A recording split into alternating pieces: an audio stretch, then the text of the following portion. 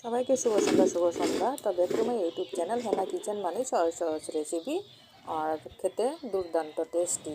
তো প্রথম যেটা দেখাচ্ছে সেটা হলো পেঁয়াজ দিয়ে মসুর ডাল দিয়ে ক্রিস্পি করে বড়া করেছি আর সাদা ভাত করেছি।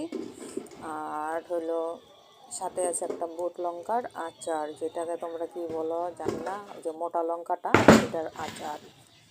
তো আমার একটু ঝাল খেতে পছন্দ, আমি একটু ঝাল খাই। আর এইটা হলো মসুর ডালের বড়া করে আলু গুট করে কেটে মানে ঝোল করেছিলাম, তো ঝোলটা টেনে গেল, তো গ্রেভি করে করেছি।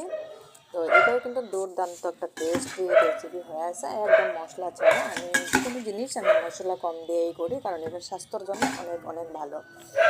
তো আমি এটা দিয়ে ভাত খাবো নিরামিষ।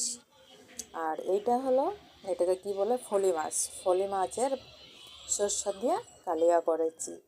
এখানে দিয়েছি বাদাম আর হলো কাঠবাদাম আর যেটাকে বলে কাজু বাদাম, দুইটাকে দিয়ে এই সরষার কালিয়াটা করেছি। তো দুইটা